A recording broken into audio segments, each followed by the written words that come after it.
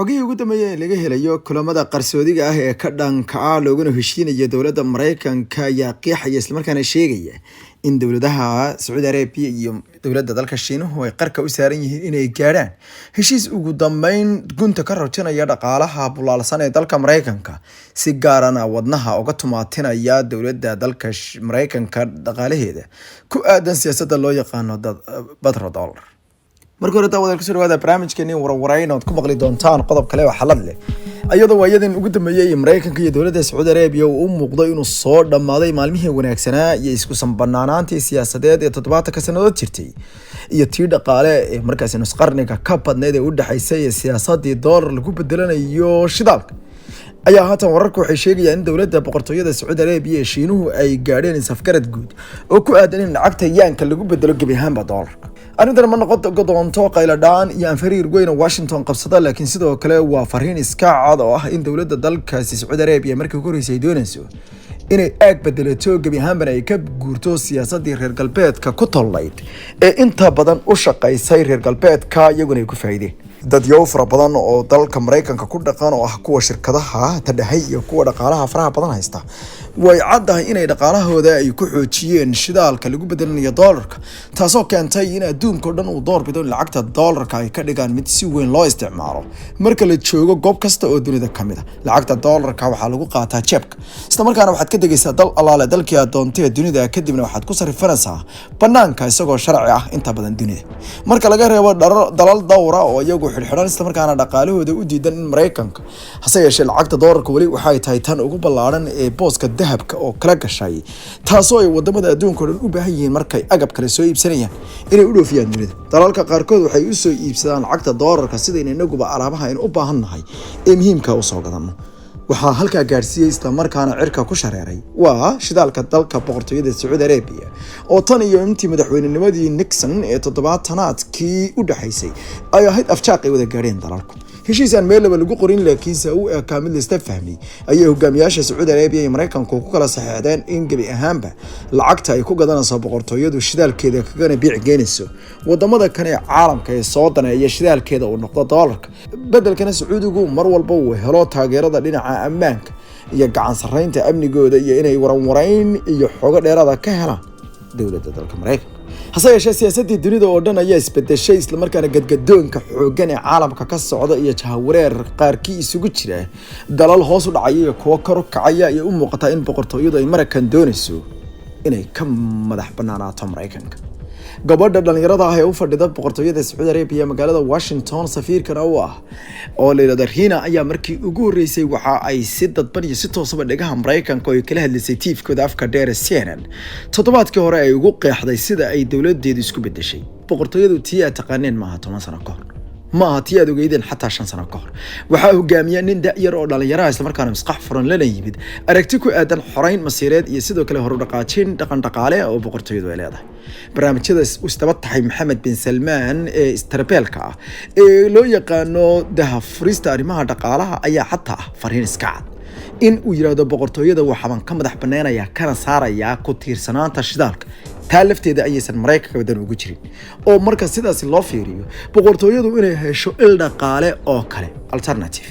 waxay la mid tahay inay ka xoobsiibatay gabi ahaanba inay gumaysi ugu jirto dhaqaalaha Mareykankana u rahanaato gaar ahaan dollarka. tusaale ahaan waxa Maxamed bin Salman la yimid aragtida 2030 vision oo aragti uu doonayo in gabi ahaanba looga maarmo ku tiirsanaanta lacagta laga helo shidaalka taasoo dollarowda kadibna wadanka dib loo geliyo. si kastaba ha noqotee arrinta la yaab kale ee mucjisada waxa weeye in uu doonayo inuu 83% ku dhawaad dakhliga dadka soo gala iyo ganacsiga uu noqdo mid jeebka dadka ka soo gaaro goobo kale iyo ila kala dhaqaale. tusaale barnaamijka NEOM ayaa kamid ah barnaamijyada uu doonayo sidoo kale waxa kamid ah barnaamijka cuntada iyo beeraha barnaamijka birta iyo wax soo saarka cudbiga barnaamijka cagaareynta wadanka iyo barnaamijka hydrogenka oo gabi ahaanba ku bedelaya shidaalka iyo aragtiyaha kale ee la yaab kale ee dhamaantood dulucdooryo ku idlaanaya in wadanku uu helo lacag naqada oo dheeraad ah oo aan shidaalka laga helin. waxyaalaha kale la yaab kale waxaa kamid ah ballaarinta iyo baahinta xarunta bogcadda ugu muhiimsan caalamka iyo dunida oo dhan ee Kacbada halkaas oo doonayeen 50 milyan oo qof ay sanadkii soo booqdaan kuwaasoo qof walba oo dalka soo gala uu marka u horeysa dowladda lacag naqad oo keesha kusii doono marka uu garoonka kasoo degayo, taasoo ah lacagta fiisaha iyo dalkugalka. halka lacaga kale oo tirabeela oo adag oo qof walba asagoo lacag xambaarsan adag uu la soo gelayo wadanka boqortooyada, islamarkaana ay ku khasiri doonaan ugu yaraan iyadoo qofka ugu yar ee cimraysanaya la aaminsan yahay inuu joogi karo 3 maalmood, halka dadka qaarkoodna ay 3 toddobaad joogayaan. isku celcelis waxaa lagu qiyaasaa dadka muslimiinta ay booqanaya inay 7 maalmood joogayaan. haddii 50 milyan ay 7 maalmood joogaan calaa qofna uu isticmaalo lacag $1 isku dar, marka lagu daro waxyaalaha uu u baahan yahay daruuriyaadka, waa imise bilyan oo dollar lacagta ay Sacuudigu kaliya ka heli karaan gacan qabsiga dadka ay martigeliyeen. si kastaba ha noqotee, arrimaha kale cajiibka waxaa weeye in warwareynta iyo warbaahinta qaadarigayaasha mufakiriinta dalka Mareykanku ay u sheegayaan dowladda Mareykanka in xanaaqa faraha badan ee ka soo jiijeelay dowladda Saudi Arabia uu yahay mid iska cad oo ah dal bedelasho. bedelashada iyo daltabyada ku dhacday Saudi Arabia waxa weeye inay doonayso in Asia wax la qaybsato oo gabi ahaanba ay ka guurto qaaradda qarbiga. si kale marka loo fasiro, carada faraha badan ee iyaduna ka soo fiirinaysa aqalka cad ee Mareykanka ee aysan u kala harsanayn labada xisbi ee dimuqraadiga iyo jamhuuriga ee ku aadan inay u cilcunsan yihiin Shiinaha waa mid aan yarayn. marka sidaas loo fiiriyo, waa mid ka weyn kana sal ballaaran tartanka labada dal, waana mid ku siman ilaa xad in Shiinuhu uu taataabtay hanti iyo kayd dhaqaale oo abad aan Mareykanka laga ruxin, oo ay ka mid tahay suuqa carabta iyo badra dollar. haddii uu baabao oo ah barnaamijka lacag ku bedelashada dollarka laguna bedelo yaan, waxay taasi ka dhigan tahay arrin kale oo mir kale ciyaarta wax ka bedeshay. si kale marka loo dhigo, Shiinahu wuxuu qaataa 25% shidaalka boqortooyada Saudi Arabia soo saarto. taasi waxa weeye rubuc ka mid ah shidaalkooda. waxay ka dhigan tahay in Shiinuhu xataa iyagu ay u ratibmayso xaq ay u leeyihiin inay Sacuudiga weydiistaan maxaad naga bedelaysan arrintaas. waliba Shiinuhu waxaa la sheegay inuusan dowladda boqortooyada Saudi Arabia ku xoreynin sida Mareykanka inay hub iyo agab iyo sanad military ka iibsadaan, laakiin waxa ugu horeeya Shiinaha shuruuda waxa weeye inay qaataan lacagta yaanka. lacagtayada yaanka, annana waxaanu idinka qaadan doonaa idinka iibsan doonaa lacagtina riyaalka. siyaasadda in lacagaha la loo kaleeyo isla markaana lacagaha hoose ee wadamadu wax kula bedeshaan goorsii horeysay waxaa fikradaasi ikhtiraacay isla markaana daha ka rogay madaxweynaha dalka Turkiga Rajab Tayyip Erdogan. 5 sanadood ka hor Turkigu wuxuu ogaaday in lacagtiisa liirada ay tahay meelaha ugu badan ee dalalka reer galbeedku ay ka ururqayaan araxdan ay ka gooyaan wadankiisa. dabadeedna wuxuu heshiis la galay dhowr dal oo uu ku qanciyay inay wax kaga bedeshaan lacagtiisa. dhowrka dal waxay ahaayeen ilaa 5 dal, laakiinse 3 kamid ah wax weyn uma aysan tarin, halka 2 kamidana ay ciyaarta wax ka bedeleen. dalalka Ruushka, Qatar, dalka Kuwait iyo Iraq, Iran ayaa hay 5 dal ee ogolaaday in lacagtooda maxalliga ah ee loo yaqaan liirada ay ku bedeshaan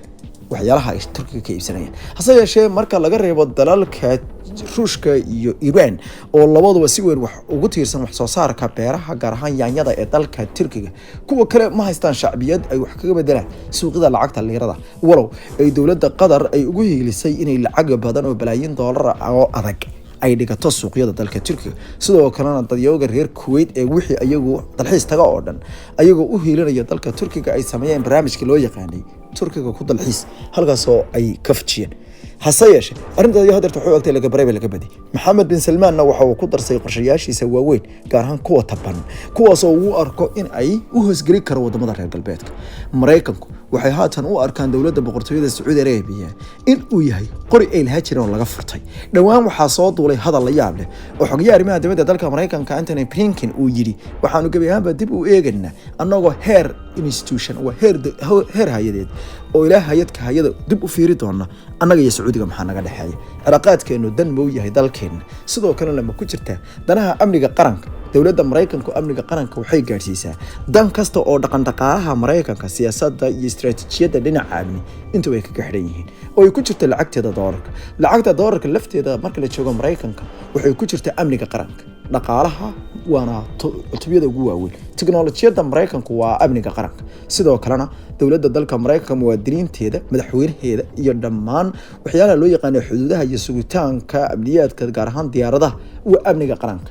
waxayna dhawaan sheegeen inay arrimahaas oo dhan ay mid u fiiri doonaan dabeedna isweydii doonaan Mohammed bin Salman iyo xisbiga dimuqraadigu si gaar ah ayay isugu muuqdaan waxaana xaaladdu ay sii darsatay kadib markii Joe Biden uu sheegay in uu u arko Mohammed bin Salman niman gaarsiisnayn hogaamiye lagu dhaato inkastoo Joe Biden uu dhigaha ka fariistay dad isaga taageersanaa oona tagay isagoo lugeynaya isla markaana uu lugiisa ku tagay baan ka wada magaalada xarunta waa dalkaasi Riyadh iyo sidoo kale Jeddah laguna soo dhaweeyay Mohammed bin Salman uu la kulmay haddana taas ma aysan daweynin labada nin waxa u dhaxeeya oo u muuqda ragaad siyaasadeed oo weyn iyo aragti uu Mohammed bin Salman la yimid oo ku aadan habka uu wadankiisa u wajahayo dhaqan-dhaqaalihii iyo jadwalkii odayaashii aabayaashii adeeradii ka mid ka haayeen ay ku soo hagayeen dhowr jeer ayuu wuxuu ku xansaday rag dhalinyaro ah oo Carbeed inuu gabi ahaanba doonayo inuu tub casri ah qaadsiyo wadankiisa Mohammed bin Salman waxa la sheegay in waqtiga ugu badan ku qaato wadankiisa wuxuu yareeyay dhammaan safaradii xataa dhawaan wuxuu jeeday safarka uu ku tagi lahaa dalka xarunta